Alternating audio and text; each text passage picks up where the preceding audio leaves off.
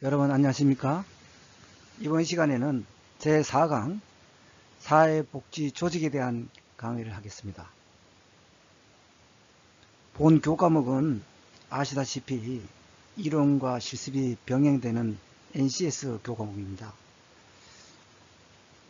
비대면 학습으로 어려움이 있는 만큼 학습에 더욱 충실을 기해야 하겠습니다.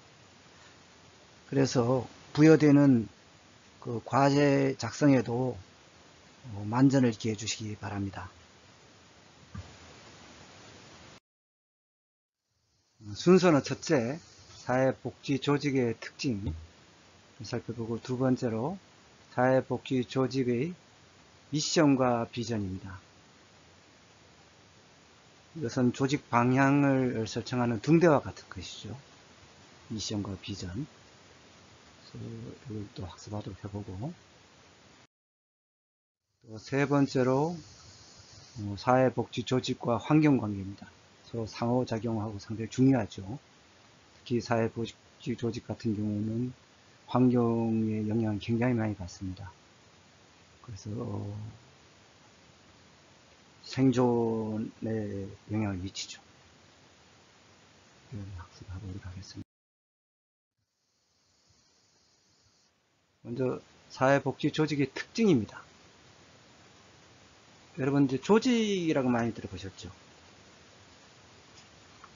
그럼 조직이 뭐냐? 조직의 정의가 나오는데, 특정한 목적을 달성하기 위하여 여러 개체나 요소들이 이 체계적으로 이루어진 집단 혹은 또 사회적 실체다.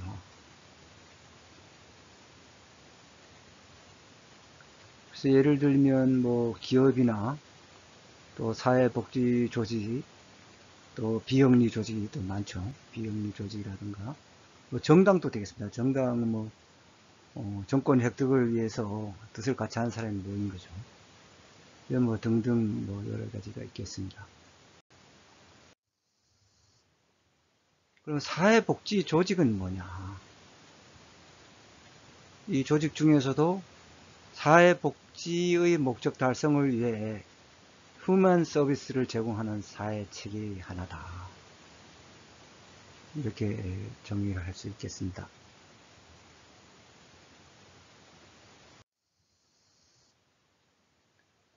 그럼 사회복지 조직을 비롯한 휴먼 서비스의 조직의 특징을 한번 살펴보겠습니다.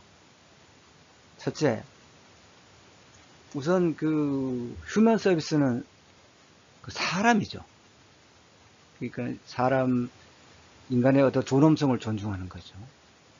우리 헌법에도 나옵니다만, 가장 중요한 어떤 사람의 존중에 그런 가치를 두고 있다.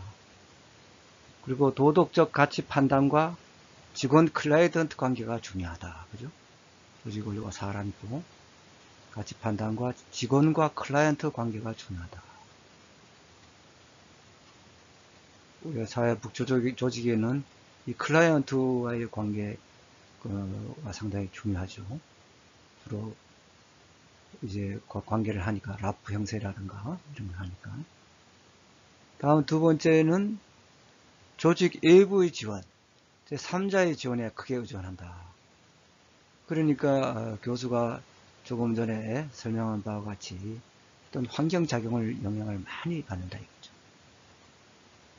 특히 우리 사회복지 조직은 외부 환경 영향을 많이 받습니다. 그러니까 외부 영향을 항상 고려해야 되겠죠. 우선 미션도 그렇고 잠시 후에 배우겠습니다만 비전도 그렇고 그 다음에 이어지는 전략적 계획도 그렇고 항상 그런 외부 자원에 많이 지원이라든가 자원에 많이 의존하기 때문에 상당히 영향을 많이 받는다. 그래서 환경을 무시하면 절대 안 된다. 그런 거를 강조하는 바입니다. 다음은 고객의 욕구와 문제는 변화한다. 그렇죠. 고객의 욕구는 기존 거도 있지만은 언제나 새롭고 이런 것이 많이 나타날 수 있죠. 또 문제도 변화할 수도 있고. 새로운 게 언제나 욕구가 많이 일어나는 것이 사회가 복잡화되고 급격하게 변하면서 다양한 욕구가 요청되고 있습니다. 뭐 다문화 가족도 많이 늘어나고 그죠?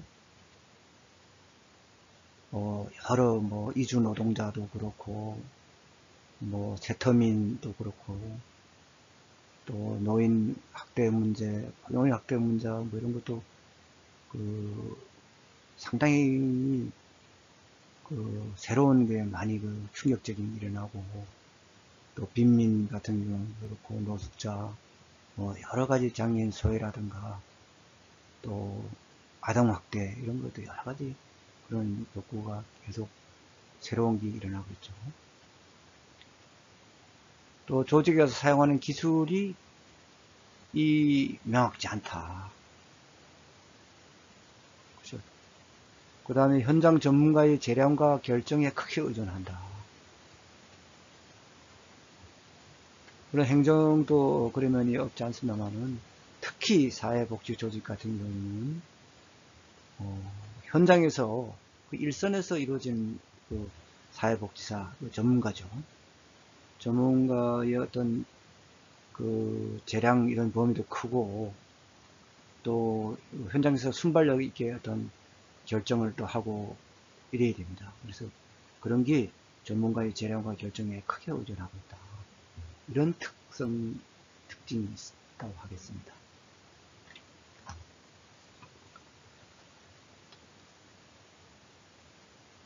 그래서 사회복지 조직이 외부 환경으로부터 클라이언트와 자원을 공급받고 조직의 정당성을 인정받기 때문이죠. 이 환경과의 상호작용이 상당히 중요시 된다는 뜻이. 그래서 사회복지 조직은 외부 환경으로부터 조직 목적에 명시된 것 같이 사회적 공익활동을 수행할 것을 요구받는다. 그러면 다른 조직은 어떠냐? 다른 조직도 역시 환경과의 상호작용이 조직의 생존에 중요한 요소이고는 마찬가지인데요.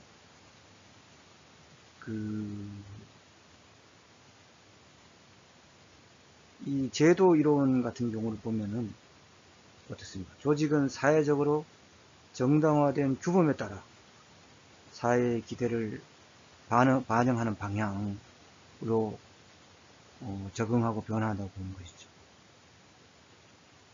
이런 변화의 방향이 사회로부터 정당성을 인정받고 또 자원 공급에 보다 유리하기 때문입니다. 이런 법규 이런 데 따라서 영향을 미치는 것이 제도 이론입니다. 그 다음에 자원 의존 이론 같은 경우도 있죠.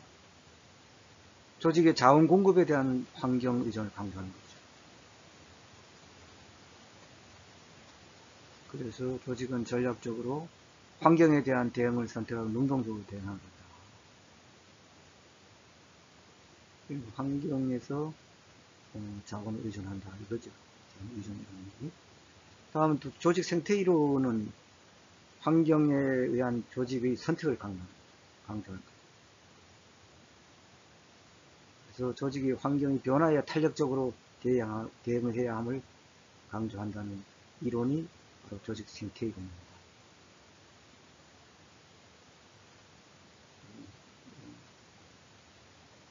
참고적으로 한번 살펴봤고요.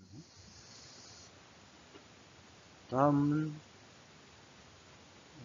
사회복지 조직의 미션과 비전입니다.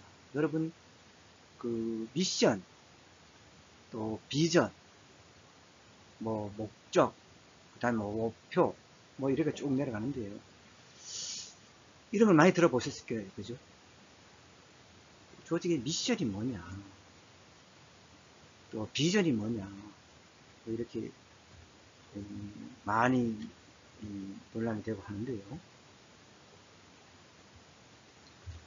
우선 사회복지 조직은 어떻습니까? 다른 그 어떤 유형에 보다도 미션을 명확하게 수립하고 조직 구성원들에게 잘 공유해 가지고 조직을 운영하는 지침과 방향이 되도록 해야 된다. 미션이 지침, 그러니까 지침과 방향이 되는 게 하기 때문에 사실 미션 같은 경우는 이 조직의 하나의 문화이면서도 그 규정의 설립 근거가 되는 법령이나 규정에 구체적으로 제시되어 있어요. 그 근거에 의해서 이 조직이 이제 설립되고 하는 것이죠. 그렇기 때문에 굉장히 가치 중립적이고 객관적 내용으로 설정한 것이 바람직하죠.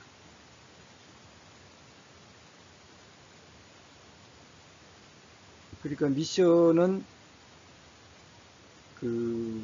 사회 속에서 조직의 기본 기능을 산출물과 서비스의 관점에서 기술한 것이죠.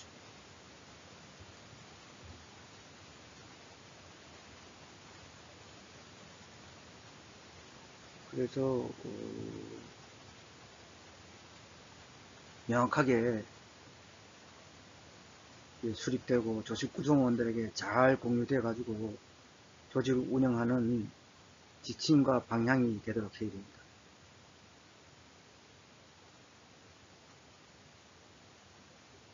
근데 그 다음에 비전은 뭐냐? 비전은 이제 미션 다음이죠, 그죠? 비전 미션을 중심으로 일하면서 조직이 지향해야 할 미래의 모습을 중심으로 조직이 달성해야 할 목표를 구체적으로 그리는 것이기 때문에 대단히 중요하다. 이렇게 지금 표현했는데, 이 미션 비전이 미션과 동떨어질 수는 없는 거예요. 항상 미션의 어떤 그 범위 내에서, 그 범주 내에서 그 중심으로 조직이 지향해야 할 미래의 모습이란 말이에요. 우리가 쉽게 얘기하면 청사진이라 이거죠. 어떤 일이 할 것인가 미래에 이제 예측하면서 그런 청사진을 한번 제시하는 거죠. 그게 좀 더 그 조직이 달성해야 할 목표를 구체적으로 목표란 게 목적을 실행하기 위한 구체적으로 제시하는 게 달성하기 위해서 하는 것이 목표잖아요. 구체적으로 제시하는 것이. 그래서 목표를 구체적으로 그리는 것이기 때문에 비전만 보면은 이 조직이 달성하자 하는 목표가 무엇인지 대강 그릴 수가 있습니다. 이 점은 상당히 중요하죠.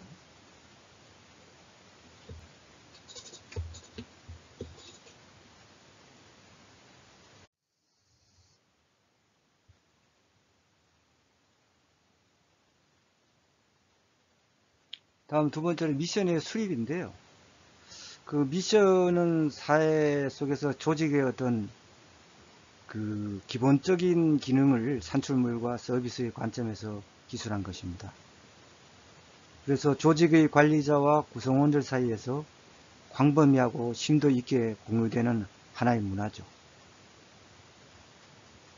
그렇기 때문에 그런 지역 내라든가 조직 내부의 어떤 핵심 집단에 의한 의견 수렴을 일반적으로 활용하죠. 그 의견 수렴 같은 경우는 개별 면접이라든가 워크숍, 설문조사 등의 방법을 활용할 수 있겠으나 핵심 그룹별 워크숍에 보다 다양한 의견 조정이 이루어질 뿐만 아니라 도출된 결과에 대해서 수용성을 제고하는 데 유리합니다.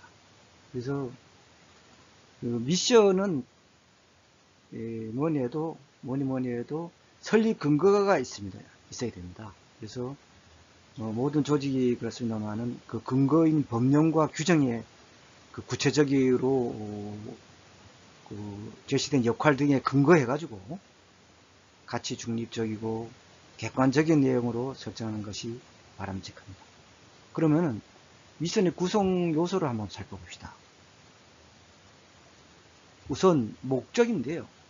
목적은 조직이 왜 존재해야 하는가, 조직의 존재 이유를 담고 있어야 합니다.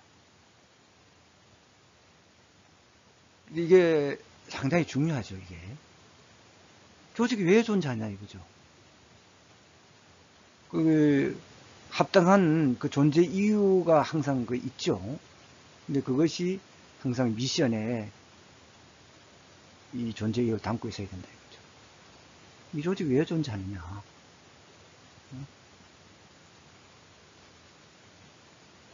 그 다음에 가치라고, 조직이 추구하는 가치. 동시에 조직 구성원들이 신념이 반영되어야 된다 이거죠. 가치하고 어떤 가치를 가지고 조직이 움직이느냐. 다음 기준입니다. 조직 목적을 달성하기 위해서 조직 내부의 정책이나 규칙들이 필요하죠. 좀 전에 말씀드렸죠. 항상 미션은 그 규정, 설립 근거가 되는 법령, 규정 이런 것이 구체적으로 제시되어야 됩니다. 다음 전략입니다. 조직이 제공하는 산출물이나 서비스를 규정해야 된다. 산출물이나 서비스를 규정해야 된다. 이게 구성 요소입니다.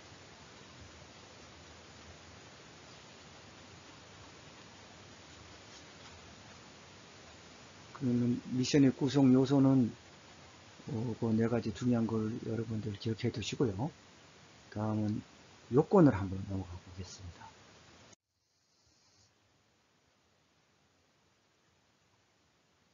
그 미션의 요건은 변화 추동이다. 변화를 이끌어낼 수 있어야 된다. 또 조직 구성원들에게 업무 수행에 대한 동기를 부여할 수 있어야 된다. 동기부여를 할 수 있다. 그 다음에 그 조직 구성원들이 어떤 그 쉽게 이해하고 의사소통할 수 있어야 된다. 여기도 의사소통이 나오는데 이것도 마찬가지로 아까 설명한 바와 같이 그런 그 의견 수렴 절차 이런 것이 필요하다. 그래서 장기적 적용 가능인데요. 본질적으로 장기적인 적용이 가능해야 된다. 예, 미션의 요건입니다.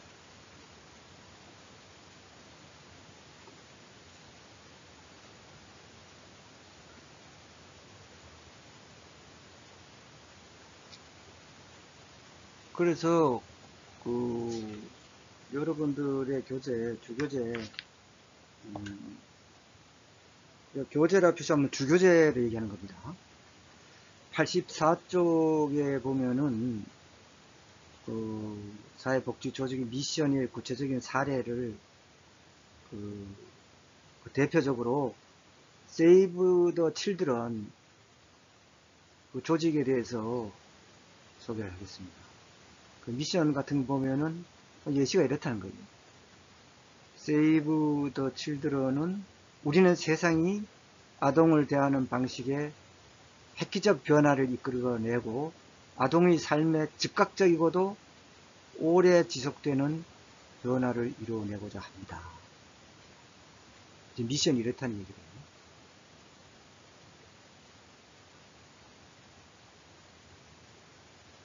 그래서 누구를 대상하느냐? 응? 왜 우리는 누구를 위해서 존재하느냐? 응? 핵심 내용은 아동이죠, 그죠? 그 예 같은 경우는. 그럼 무엇을 위해서 실천한 것입니다. 핵심 가치가 뭐냐? 아동의 어떤 기존 대하는 그런 방식에서 어떤 변화를 이끌어낸다 이거죠. 뭔가 좀 바꿔야 된다. 응? 그런 핵심 가치를 두고 어떻게 할 것인가?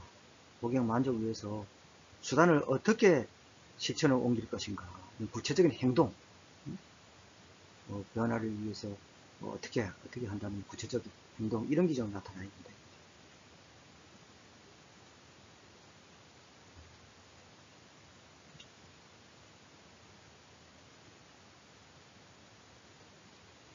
그래서 뭐 하얀 종합사회복지관 하나 더 하면은 우리 사명은 뭐 지역사회 행복을 위해서 그죠? 지역사회 행복을 위해서 한다 이거죠. 그래서 어떻게 할 것인가? 소통과 협력을 한다. 그래서 결국은 무엇을 위하느냐. 희생가치는 감동을 나누기 위해서다. 그죠? 그렇게 나눌 수가 있겠죠. 그런 것이 그 구성 요소가 왜 하는지, 무엇을 하는지, 어떻게 하는지 이런 구성 요소가 들어가야지 미션이 될 수 있다.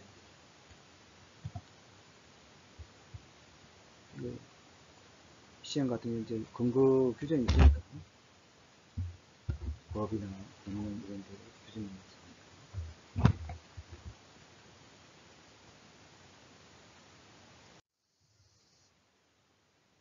다음 비전의 그럼 수립에 대해서 한번 학습을 해보겠습니다. 비전의 그럼 핵심 요소가 뭐냐? 의미 있는 첫째, 의미 있는 목적이다. 또 미래의 청사진이다. 청사진이죠. 또 뚜렷한 가치가 있어야 된다. 그리고 비전은 좀 더 목표를 구체화시킨다 그랬죠. 그러니까 언제까지 달성하겠다는 기간이 있어야 됩니다. 두리뭉실은 안 되는 거예요. 이런 기간이 있고 뚜렷한 뭘 한다는 게 가치가 있고 미래에 어떤 뭘 하겠다는 게 구체화되어 있어야 된다 이거죠.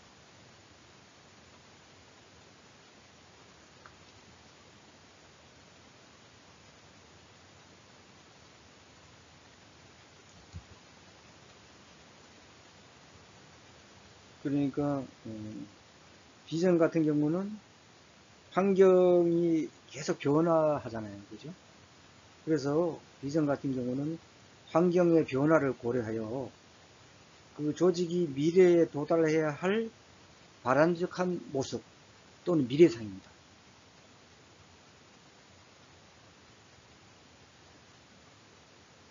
그래서 조직이 단기적 부터 5 내지 10년 후 장기적으로 어떤 위치에 있기를 원하는지를 광범위하게 기술합니다. 그래서 미션 방향으로 그 비전은 얼마나 발전하기를 원하는지를 표현한 신념입니다.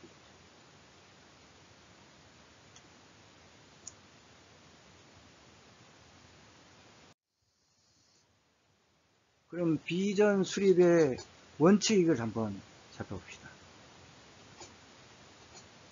비전을 세울 때 그 다음 원칙과 입각해서 그 비전을 수립해야 됩니다. 첫째, 기관장은 비전의 공유와 확산의 중심이 되어야 한다. 기관장이 상당히 중요하죠. 비전의 공유와 확산의 중심이 되어야 됩니다. 그리고 조직의 다양한 시각을 반영해야 됩니다. 그러기 위해서는 어떻게 됩니까? 그 지역 내라든가 조직 내부의 어떤 핵심 집단에 대한 의견 수렴을 거쳐야 되겠죠. 또 세 번째로 조직의 현재 상황에 대해서 정확한 이해에 기초해야 된다. 현재 상황에 대해서 정확한 이해가 없이는 그런 좋은 비전이 나올 수가 없죠. 비전 수립될 수가 없죠. 현재 상황에서 지금 환경이 이렇게 바뀌고 또 이렇게 예측되니까 미션의 그 범주 내에서 그 방향을 잡아 가지고 비전을 구체적으로 세워야 되는 거잖아요. 그죠? 그렇기 때문에 현재 상황에 정확한 기초가 되어야 된다. 그렇기 때문에 이 조직 내에 이 다양한 시각 위에 2번에 있는 이 다양한 시각을 정말 민주적으로 잘 반영해야 됩니다. 이게 잘 안 되는 경우가 많아요. 허다해요. 이게 좀 조직이 민주화되고 특히 이 기관장의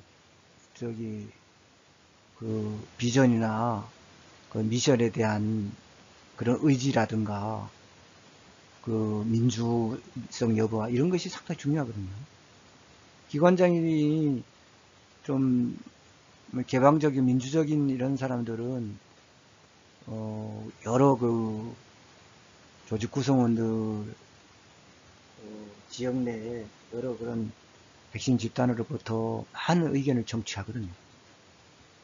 그 반면에 좀 폐쇄적이고 독선적인 그런 기관장 같은 경우에는 그런 너무 폐쇄적이고 단조롭게 그렇게 미션이나 비전을 정하기 때문에 상당히 낮은 문제가 되죠. 중간에 부작용도 많이 나오고. 그래서 조직을 할 때 미션이나 비전 이런 수립할 때 사실 이 기관장이라든가 조직 구성원들의 어떤 민주적인 시각, 다양한 시각을 반영하는 게 상당히 중요합니다. 그래 현재 상황도 정확한 이에 기초한 후에 기초 위에 이런 비전이 수립되는 것이죠. 그래서 미래 환경 변화에 대한 예측을 기반을 하는데 이런 같은 경우는 어떤 전문적인 그런 영향이 필요한 것이죠.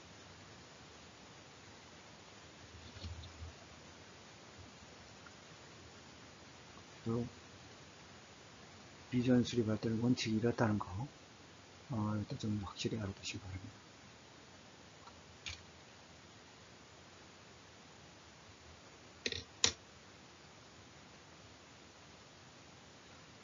사실 이런 것이 현장에서 특히 연초나 뭐 이렇게 큰 계획서 같은 그런 거 할 때 이런 게 많이 대두가 되거든요.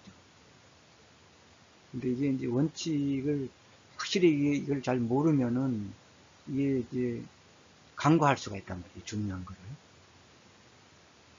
구성 요소라든가 뭐 이런 같은 경우는 여러분들이 중요한 거 확실히 알아두셔야 돼요. 그래야지 현장에서 활용을 잘 할 수 있거든요. 그래서 또 나오는데 추가로 비전 수립의 원칙에 또 5번째 주의 깊게 표현되어야 하면 이해하기 쉬워야 된다. 이게 써놓고 뭐 이게 조직 구성원들도 이 내용을 잘 이해 못하는 경우 이게 뭐 비전이 제대로 실행되겠습니까?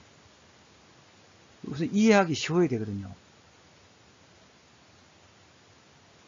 물론 이제 미션이나 비전 같은 경우는 세울 때 보면은 뭐 상당히 어떤 서술식을 안 하고 어떤 개요식으로 개조식으로 이렇게 딱 적기 때문에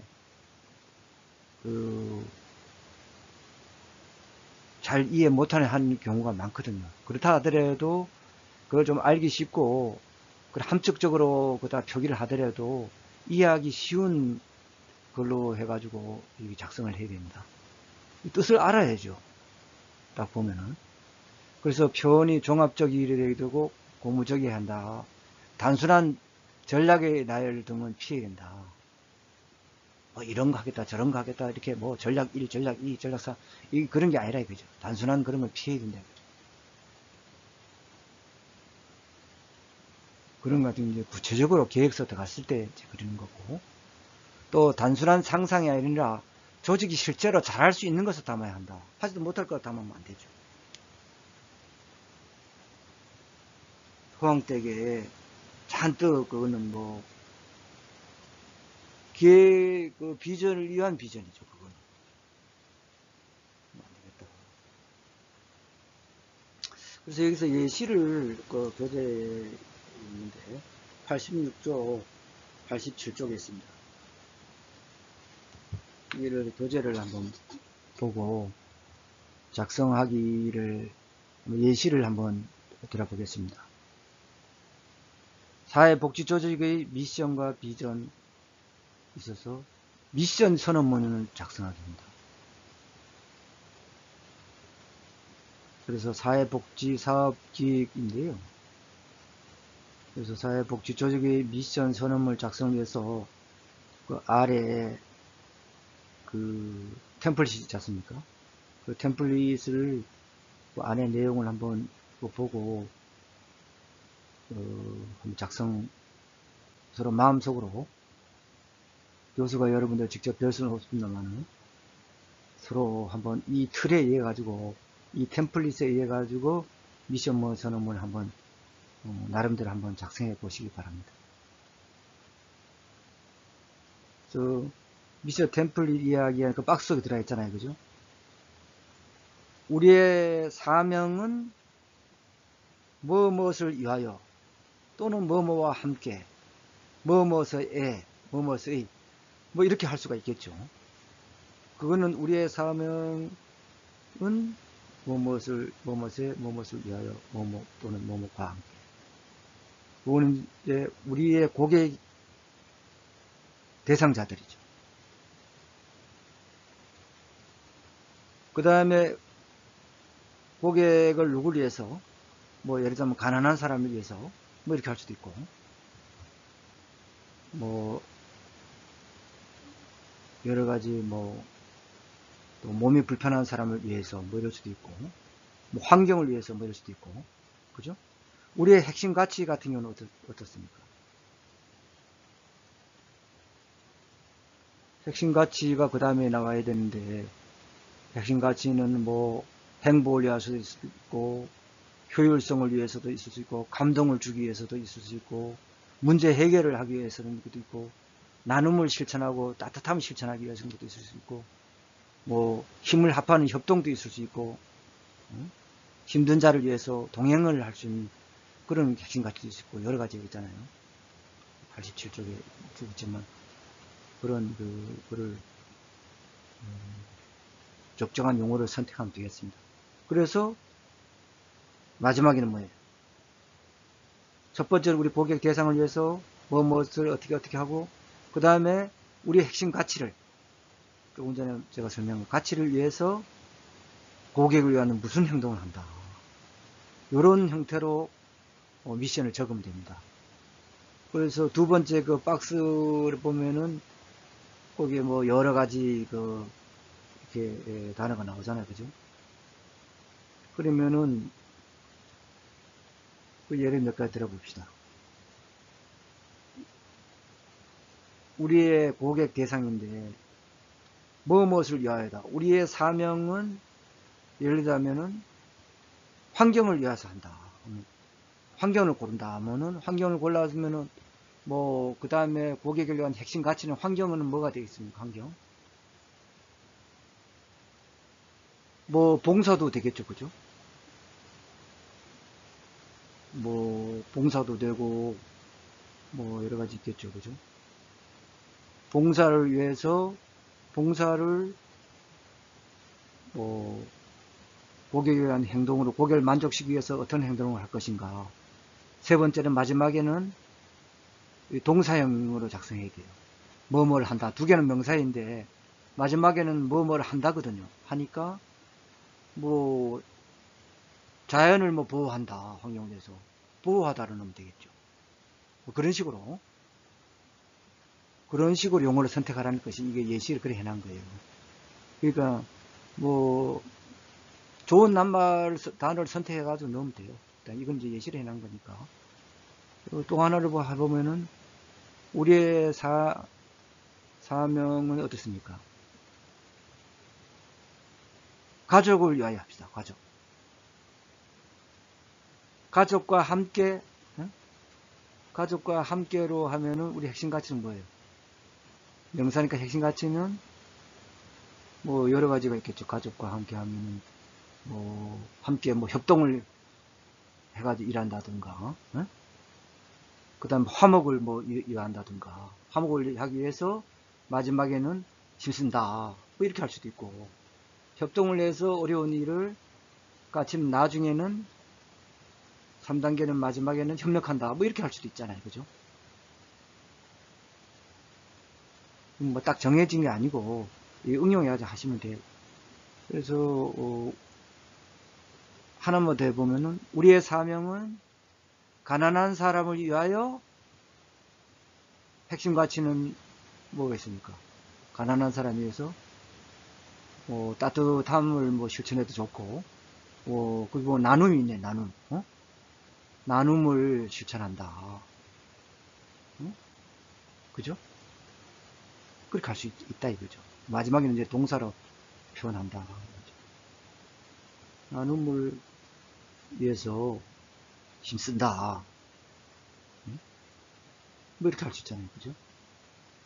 뭐 이렇게, 여기는 뭐 예시를 일어났는데, 얼마든지 여러분들 응용해가지고 좋은 미션 만들기를 자꾸 연습해 가야 돼요. 사회복지 그런 조직이나 이런 거 하면 그런 그 관련 기획서나 이런 걸 다 검토할 거 아닙니까? 그죠? 그럼 봐가지고 여러분들이 가서 좀 창의적이고 어떤 그 이렇게 공부한 만큼 새로운 그런 그 미션이나 비전 또 계획서 같은 경우도 좀 맞게 구색에 맞게끔 수립해야 할 것이다.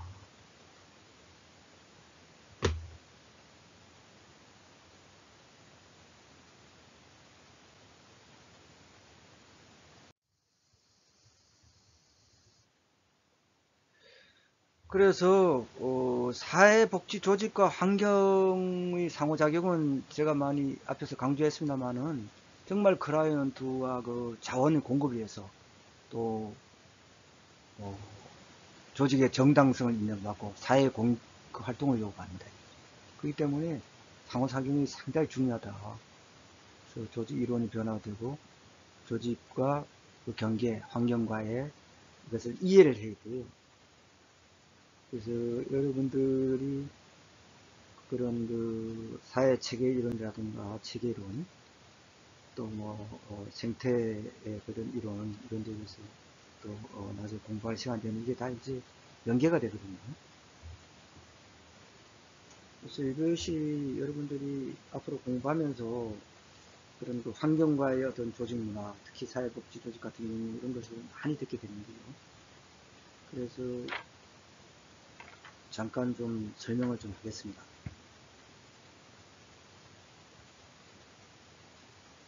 조직 환경을 우선 여러분들이 이해를 해야 됩니다.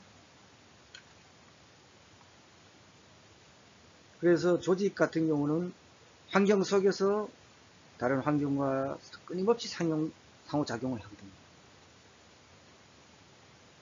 그래서 그 과거 50년대까지만 해도 조직을 주로 조직 내부 문제라만 봤어요. 그래서 환경에 대해서 소홀히 취급하는 경향이 높았습니다. 그냥 내부적으로 그냥 일만 해도 기계적으로 일만 하면 되지. 이런 식으로 생겼어요. 그러던 것이 1960년대 이후 체계 이론이 등장했어요. 그래서 이게 조직이라는 것이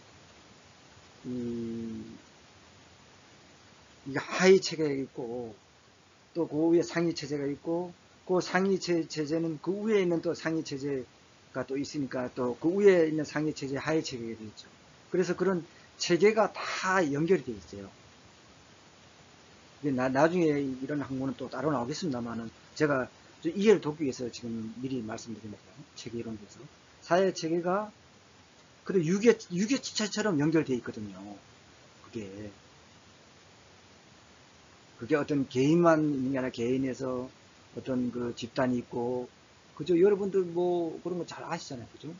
집단이 있고, 대규모적인 집단도 있고, 또 그 위에 상위 또 집단도 있고, 응?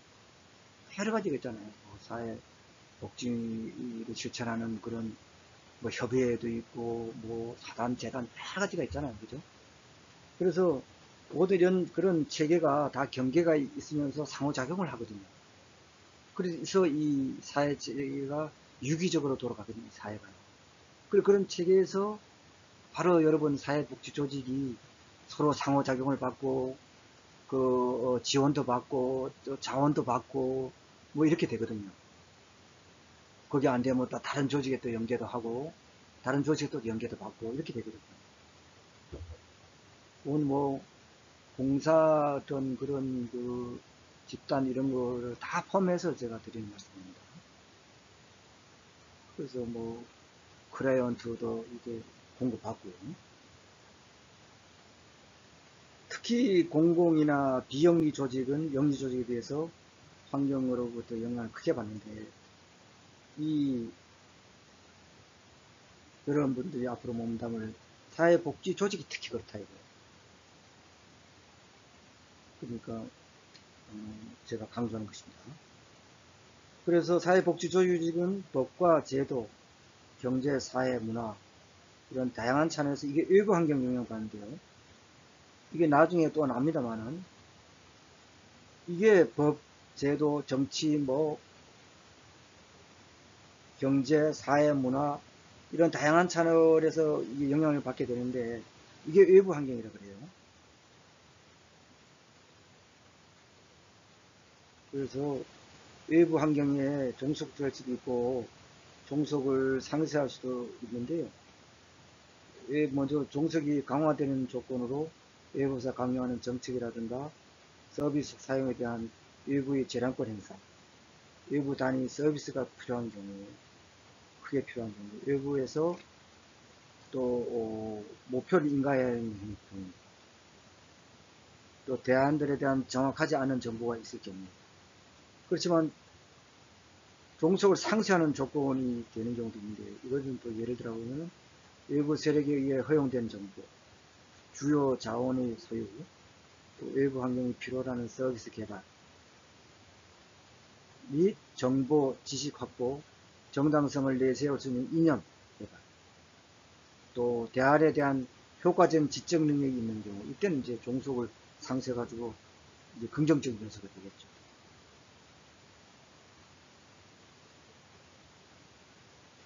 그래서 다시 한번 말씀드립니다만은 조직 환경은 사회복지 조직이 생존에 필요한 자원을 공급하는 곳이자 조직적인 목표 설정과 실행 시 순응해야 하는 각종 규제의 집합체를 할 수 있다.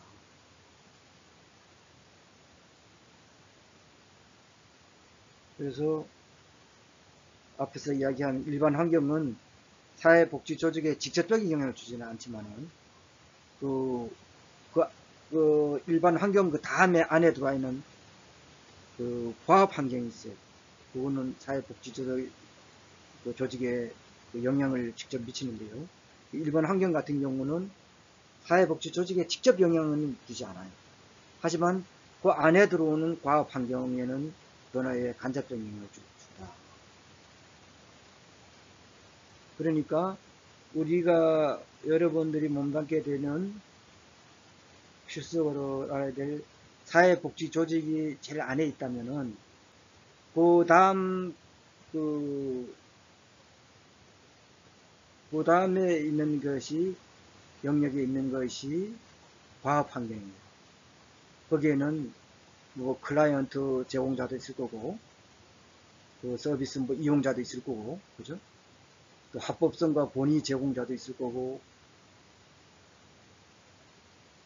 그 다음에 경쟁적 서비스 조직 또 보충적 서비스 제공자 재정자원 뭐 공급자 지원자 이런 사람 직접 관계되잖아요. 사회복지 조직하고 그런 거는 과업 환경이라 그래요. 아까 뭐 정치 경제 사회 문화 뭐 인구 사회학적 이제 거시적이고 이런 거 같은 경우는 일반 환경인데 교수가 조금 전에 말씀드린 그거는 과업 환경이라 그래요. 그거를 여러분들 구분해야 됩니다. 환경 중에서 일반 환경이 있고 과업 환경이 있다. 그래서 과업 환경은 사회복지 조직에 필요한 자원과 정당성을 제공받기 위해 상호작용하는 외부 기관이나 집단 등을 말합니다. 정당성을 제공받기 위해서 자원과. 그래서 사회복지 조직은 과업 환경의 영향을 받겠습니까? 안 받겠습니까? 여러분 한번 생각해 보세요.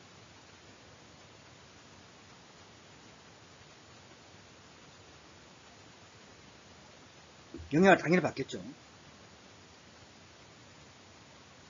그리고 사회복지 조직도 과업 환경에 영향을 미치죠. 이 영향은 이거 상호관계야, 다. 일방적으로 뭐 과업 환경이 뭐 사회복지 조직에 영향을 미치고 사회복지 조직은 그 영향을 안 미치나 이런 게 아니라 서로 영향을 미치죠.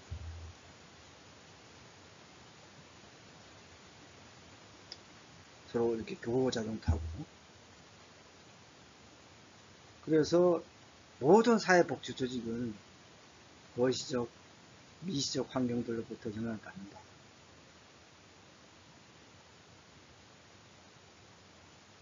그래서 이 점을 여러분들 강조하는 거예요. 그래서 다시 한번 제가 여러분들이 어려울까봐 조금 말씀드리면, 이 조직 환경에 그 일반 환경이 있고 과학 환경이 있다 이거죠. 일반 환경은 정치, 경제, 사회, 문화, 뭐 거시적 거, 인구, 사회학적, 기술적 상황, 뭐 이런 걸 얘기하는 거예요. 그런 게 있고, 과학 환경은 어떻습니까? 사회복지 조직에 관계되는 과학 환경이 그러니까 재정자원 공급자, 자원을 공급해주는 사람들은 또 직접 관계되잖아요. 그런 거죠.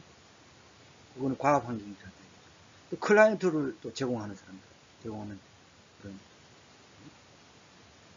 기관이라든가 또 서비스 이용자, 서비스 이용자 같은 경우는 뭐 유무료가 다 있겠죠. 그 다음 보충적 서비스 제공자, 합법성과 권위 제공자, 경쟁적 서비스 조직, 이런 것이 과학 환경이다. 그리고 사회복지 조직은 과학 환경과는 직접적인 상호관계를 맺고 있다. 그리고 일반 환경으로부터는 거시적으로 어떤 사회 상황에 따른 그런 그 간접적인 영향을 받고 있다는 것입니다. 그럼 좀 이해를 하실 거예요, 그죠?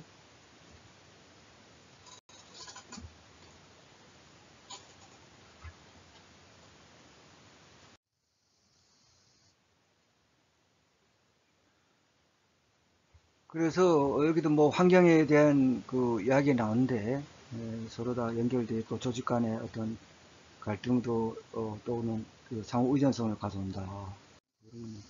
참고해 주시고요. 그래서 그 홀의 구분이 나오는데요. 이거를 그 일반 환경과 과학 환경으로 나누었는데 일반 환경과 과학 환경 조금 전에 공부했죠. 요거를 사회복지 조직에 적용한 것이 하센펠트입니다. 그래서 하센펠트가 한 거를 또 살펴보겠습니다. 구체적으로.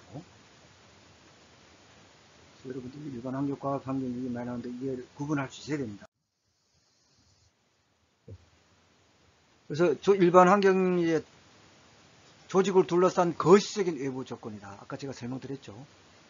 그래서 그러다 보니까 이게 직접적 영향을 안 준다 그랬잖아요. 그렇지만은 영향을 받거든요.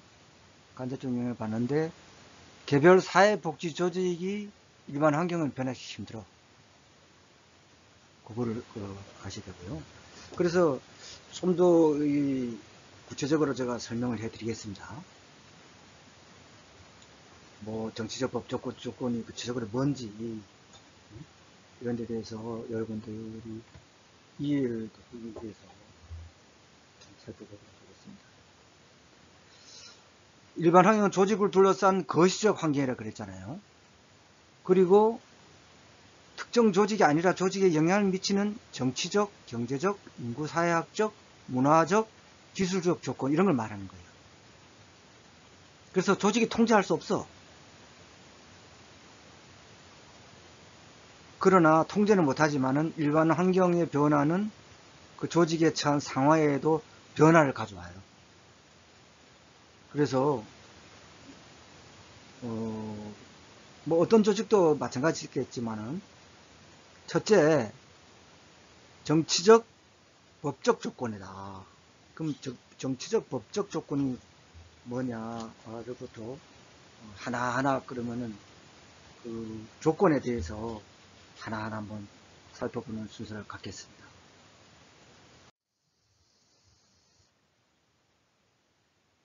시객에서 정치법적 조건은 정치 체제나 과정, 법률이라든가 제도 이런 걸 얘기하는 거예요. 뭐 정치 체제가 어떻게 바뀌는지, 뭐, 이런 개헌 이런 됐다든가, 뭐 정치 체제가 바뀐다든가, 법률이 또 뭐 새로 제정된다든가, 개정된다든가, 각종 제도 같은 이런 것이 그 영향을 많이 미치죠. 그게 바로 정치적 법적 조건인데, 정치적 법적 조건.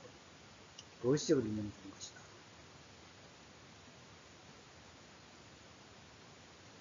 사실 그 새로운 법 같은 거 실행되는 거 이런 것 같으면은 그 복지 서비스 그 제공자, 수요자가 많이 바뀔 수가 있죠. 당연히. 다음 경제적 조건이다. 자원의 공급 규모. 돈 재화를 얼마쯤 줄 것이냐. 또 서비스 구매력, 경기. 경제적으로 어떠느냐. 그래서 자원의 어떤 공급 규모라든가 또 서비스 구매력에 영향을 주는 것도 있다. 그래서 경기 변화 같은 경우는 경제적 상황에 많이 영향을 받을 수 없죠. 사회복지조직. 당연히.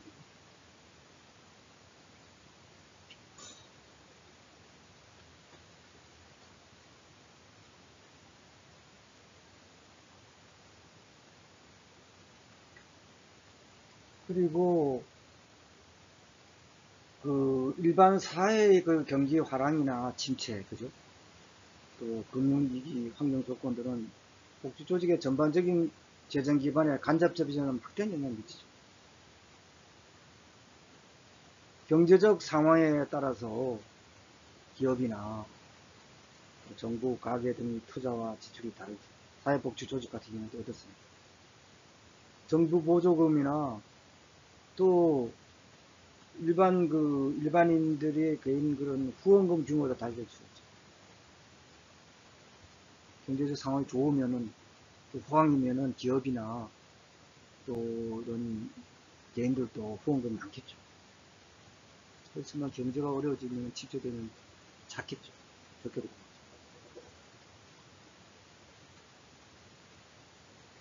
또 이런 경우도 또 반대로 경제적 상황에 따라서 대규모 만약에 실업 사태가 발생됐다 했을 경우에는 고용 보육이라든가 가족 또 정신건강 서비스 등에 대한 수요가 급증되겠죠. 그때는 사회복지조직은 또 서비스를 확충해야 되겠죠. 그런 또 딜레마가 있어요. 그죠? 경기가 침체되고 불경기가 계속되고 이러면은 대규모 실업 사태, 97년도 IMF 경험을 가자 열심히 일해왔는데 어느 날 갑자기 실직돼가지고 가족 생기고 기업도 파산되고 그래서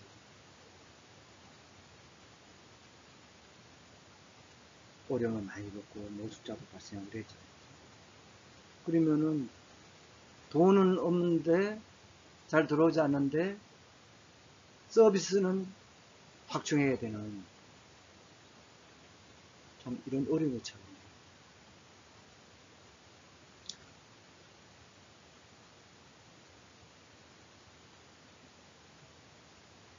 그래서 그 세 번째는 사회 인과학적 조건은 그럼 뭐냐.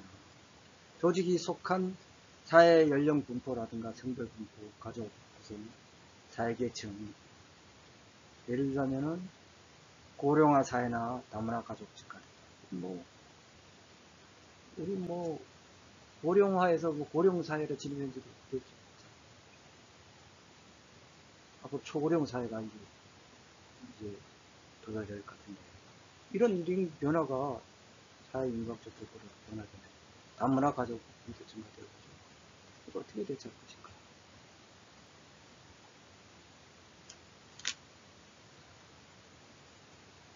현재 고령화 사회뿐만 아니라 초저출생이죠, 그죠? 그 인구가 지금 뭐 별로 이렇게 정체되지만은 뭐 이게 크게 줄지 않은 이유가 이 저출산이 지금 그렇게 심각한데도 이 고령화로 또 인구가 많이 변화되어 있거든요. 이게 이제 기대수명이 늘어나면서 하는 이런 변화가 있다 이거죠. 또 노력 감소로 인한 이주 노동자가 증가되고, 그죠? 1인 가구와 노인 단독 세대 증가, 또 결혼 이주 여성, 다양한 가족 형태가 증가되고, 여성들의 사회 진출로 인한 가족 구조가 변화되고, 급변하고 있죠.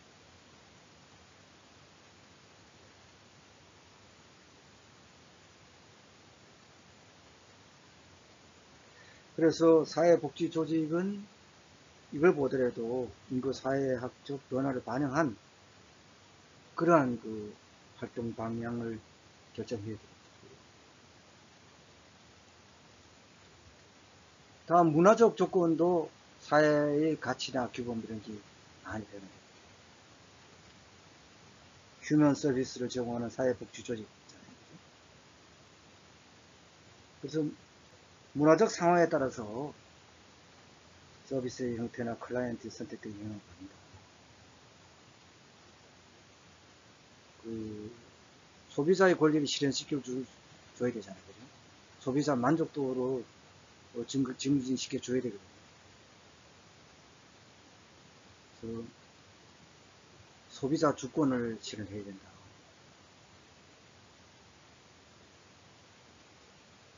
그래서 사회복지 조직은 어떻습니까? 클라이언트를 수동적인 서비스 수혜자가 아닌 적극적인 소비자로 보려는 그런 그 관점을 가져야 됩니다. 그게 바로 소비자 주권에 대한 알맞는 그런 그 대응 전략이다. 이렇게 말할 수 있을 것입니다. 다음 기술적 조건도 그 환경에 일반적인 환경으로 보면 사회 기술 정보의 발전 정도도 기술적 조건이 된다. 지금 4차 산업혁명이 도래되어 있잖아요. 그죠? 사회복지 조직에도 많은 변화가 예상되죠. 뭐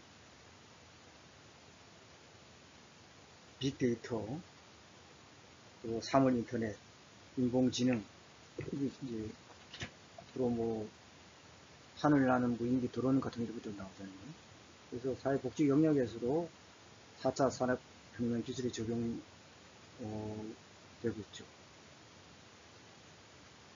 이런 것도 우리가 영향을 많이 받는다. 그런 이에 대한 그 클라이언트의 발굴 및 서비스와 관련된 이런 기술, 이런 습득에도 노력해야 되겠죠. 여러분이 전문가니까. 그래서 시간이 많이 갔기 때문에 이걸 하고 넘어가겠습니다. 다음은 이제 과업 환경인데 직접 관계되는 여러분들이 과업 환경을 수업하도록 하겠습니다. 그래서 과업 환경 조직과 직접 상호작용하면서 영향을 주고받는 외부 조직, 외부 집단, 이해 관계자 등입니다. 그래서 조금 말씀드리면은 그 재정자원 공급자는 사회복지조직의 활동이 재정적 자원을 공급하는 외부 환경입니다. 재정자원 공급자는 정부, 지방자치단체, 공당과 같은 공공조직뿐만 아니라 사회복지 공동모금회, 또 복지재단 등을 비롯해서 민간단체, 기업, 단체 및 개인 후원자 등이 있습니다.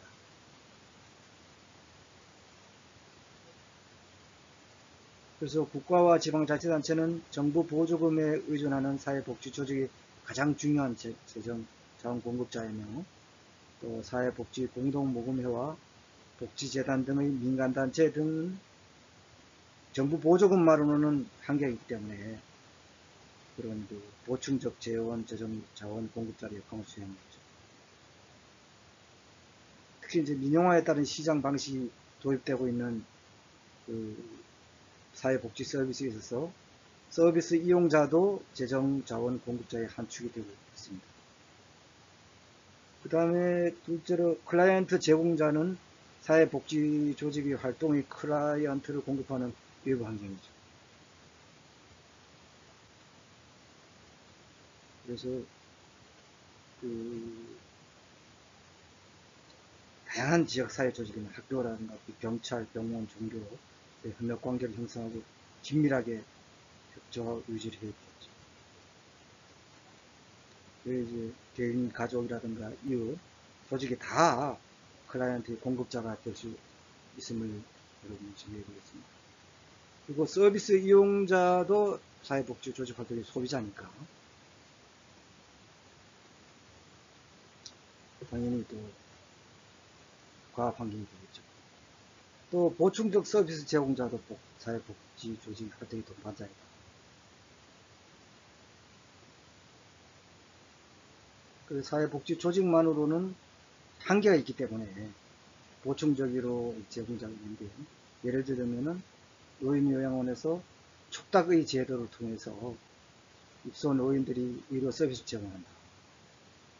이런 게 있을 수 있고, 또 합법성과 권위 제공자도 사회복지 조직 활동을 인정받을 수 있는 권위를 제공하는 외부 환경인데, 뭐 법률, 정부, 지방자치단체 인가에 의한 합법성 부여받는 거, 또 사회복지기관의 평가나 인증 등을 통해 권위를 획득하는 것, 또 지역사회로부터 조직 구성원의 전문적인 활동과 클라이언트나 옹호 집단으로부터 좋은 평판을 통해서 지식기반을 확충할 수 있죠. 또 마지막으로 경쟁적 서비스 조직은 또 사회복지 조직 활동의 네트워크 환경입니다. 경쟁 조직들과도 선의의 경쟁 관계를 형성될 수 없기 때문에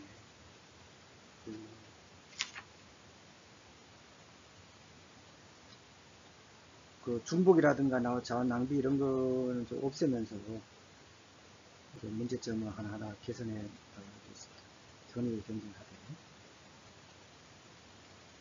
과학 환경 정도로 말씀드리고 넘어가겠습니다. 다음에는 사회복지 조직의 내부 환경인데요. 사회복지 조직의 그 내부적으로는 우선 유형, 무형의 자산이 있고 조직의 인적 자원이 있죠. 이거는 뭐 여러분들이 이해가 빠를 겁니다. 유형 자산은 조직의 뭐 시설이라든가 장비, 또 얼마큼 그 클라이언트들의 이용자들이 가까운지 접근성, 이건 또 주차 시설 잘 되어 있어야 되잖아요. 주차 환경, 또 재무 자산이라는 이거 유형 자산이고 보이는 자산. 무형 자산은 그 보이지 않는 자산이죠. 조직의 브랜드라든가 사회 그 복지기관 그거 좋더라, A 사회 복지관 좋더라, 뭐 이런 그런 그 평판 있지 않습니까? 브랜드와 명성. 어떤 종합사회복지관은 뭐 굉장히 뭐 일도 잘하고 서비스 좋더라 이런 명성이 그런 게 있지 않습니까? 그런 게 이제 무형자산이에요. 일도 잘한다, 기술도 있더라, 그런 노하우, 무형자산이고, 또 조직의 인적 자원도 훈련이 잘 되어 있고 기술도 갖추고 자격 경력도 잘 갖추고 있는 아주 그 훌륭한 그런 인적 자원이 있더라. 이런 걸 보유하면은 당연히 내부 그런 강점이 되겠죠.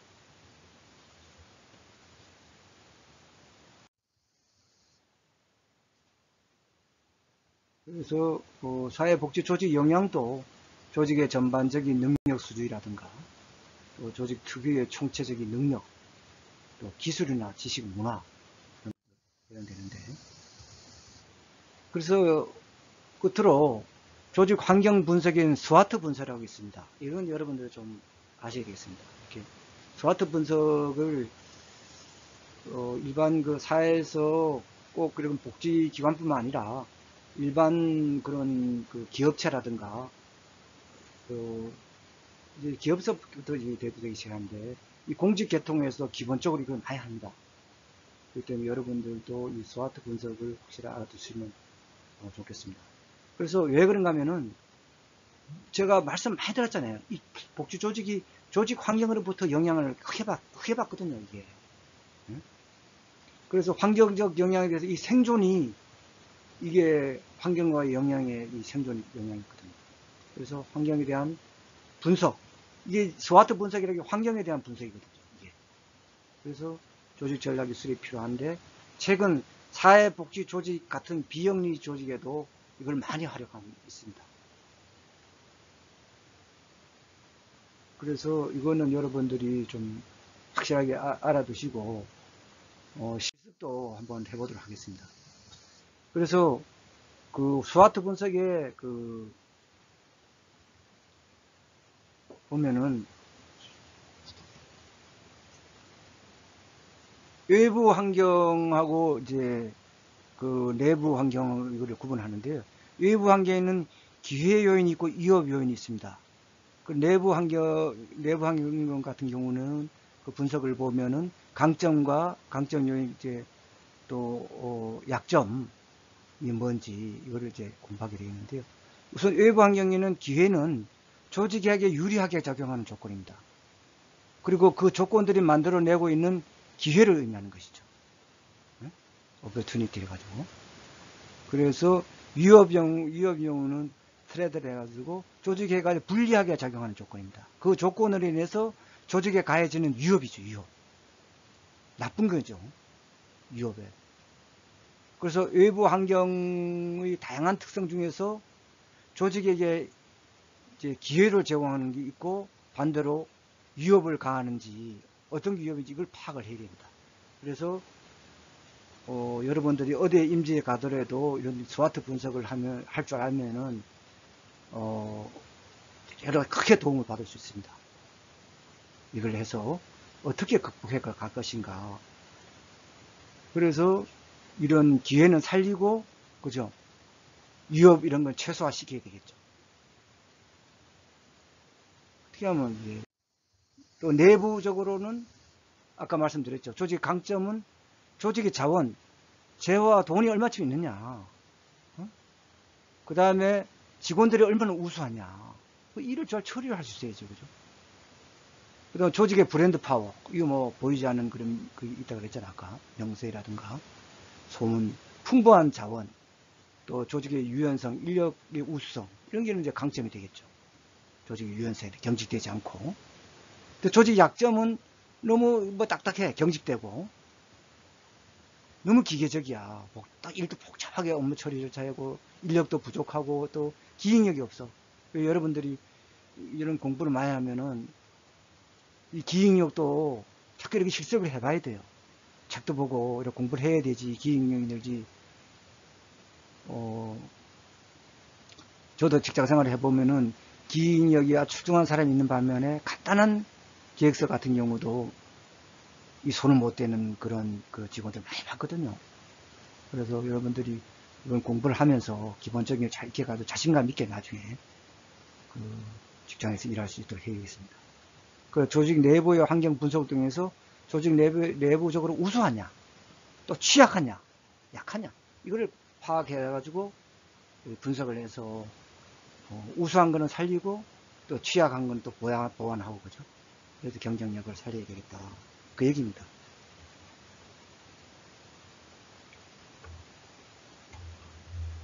그래서 스와트 분석은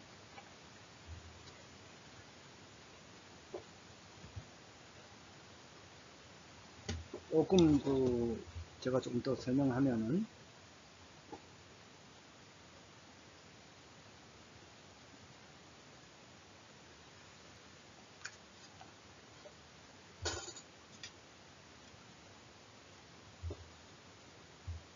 여기서 그 WT도 전략이 있거든요. WT는 아까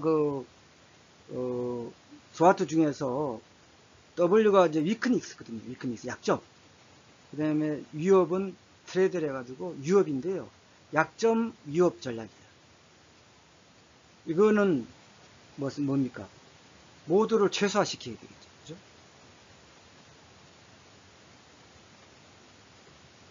그래서 조직의 생존을 우선시하는 WC 전략을 선택할 수밖에 없는데, 기업이 조직 경우에는 사양 산업에 종사하는 기업, 이런 같은 경우는 WT 전략을 종종 사용하게 되죠. 그 지방 정부의 경우 어떤 급변하는 환경에 적응할 여유가 없거나 준비가 미흡할 때 채택할 수 있는 전략이다. 이렇게 볼 수 있겠습니다.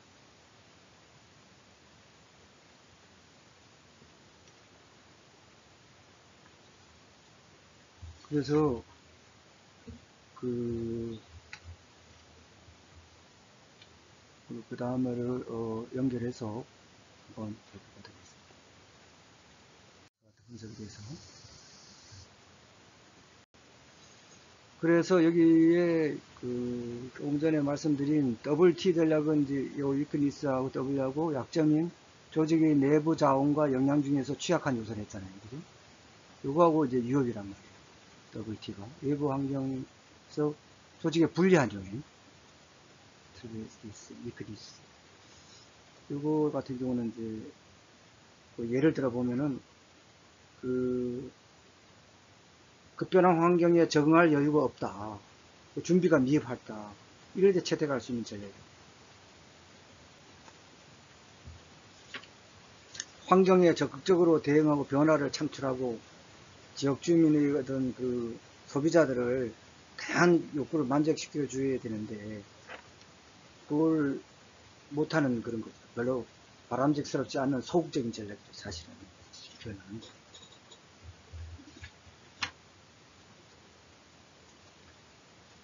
그래서 여러분들이 나중에 요거는 이제 습습을 과제를 이제 드릴 건데 그런 게 있고 그 다음에는 뭡니까?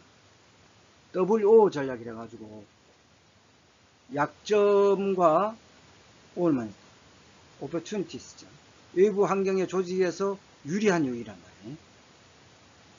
유리한 요인하고 WO하고 이렇게 하면은 뭡니까? 약점을 최소화하고 기회는 최대화하는 전략이죠. 그래서 어떤 조직이 외부 환경에서 기회를 맞이하였으나 이런 기회를 잘 활용하지 못하면 소용없죠. 예를 들면은 전국적인 행사를 유치할 수 있는 기회를 잡았다고 보자. 그래서 이런 잡으면은 재정 지원을 받아가지고 중앙에서 새로운 도약을 기대할 수 있는 절호의 기회인데 사회 기반 시설 구축하고 그러나 최소한의 기본 시설과 운영에 필요한 인적 자원이 못했다 이거죠. 그 유치하지 못했을 경우에는 이런 약점이 있을 경우에 다른 경쟁자에게 기회를 뺏길 수밖에 없다. 그래서 스와트 분석을 기반으로 이런 거 방지하기 위해서는 어떻게 됩니까? 조직의 약점을 최소화하고 기회는 영향을 갖춰가지고 기회를 살리게 되겠죠. 인적 자원 분야의 경우 장기적인 차원으로 교육 훈련도 실시하고 우수한 인적 자원을 확보하고 또 단기적 차원에서는 민간 부문의 전문가 또 타지방 정부 인적 자원을 유치하는 방안을 고려해 볼 수 있죠. 다음 ST라 이거죠. ST. ST제가 뭐냐? 조직의 내부 자원과 역량 중에서 긍정적 요소인데 ST하고 하면 어떻게 되겠습니까? 환경으로부터 위협에 능히 대처할 수 있는 위협이 트레이드 있으니까 조직의 강점을 기초둔다. 강점을 극대화하고 위협 요소를 극소화한다 이거죠.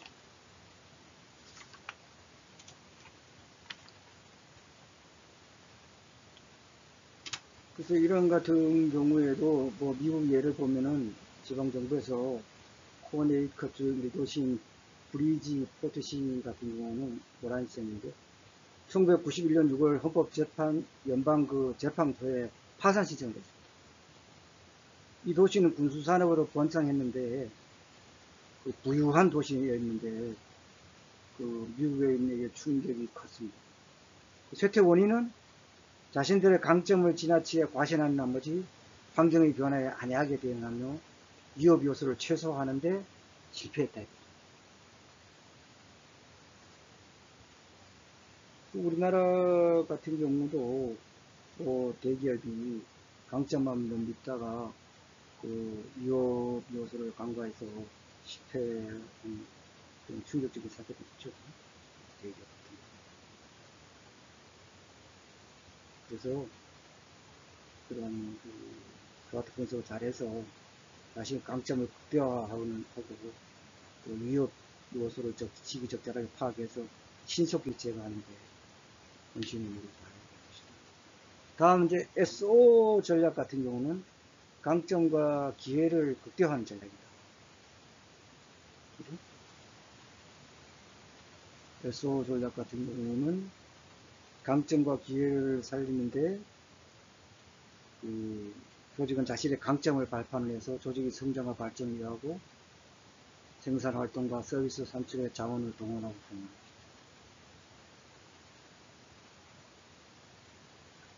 그래서 그런 예를 들면 미국 같은 경우도 보스턴 같은 경우는 어떻습니까? 첨단 산업 유치로 번성을 구가한 성공적인 도시였죠. 이렇게 성공적으로 할 수 있었던 것은 거기에 자리 잡고 있는 MIT 대학인데요. 첨단 기술 개발의 천병인 MIT를 영역에 가지고 있었고 그 강점이죠. 이를 보고 몰려드는 기업들이 유치해가지고 지역 성장의 발판을 삼는 것입니다. 이 기회죠. 그래서 SO 전략, ST 전략, W 전략, WT 전략을 살펴봤습니다.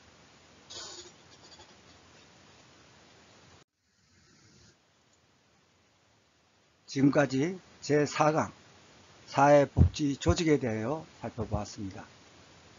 이번 주 과제를 부여하겠습니다. 이번 주 과제는 교재 93페이지 A 종합사회복지관 사례를 읽고 스와트 분석을 실시한 후 그 결과를 94페이지에 있는 분석 틀에 정리 제출하여 주시기 바랍니다. 이상으로 제4강 사회복지 조직에 대한 강의를 모두 마치겠습니다. 여러분 대단히 감사합니다.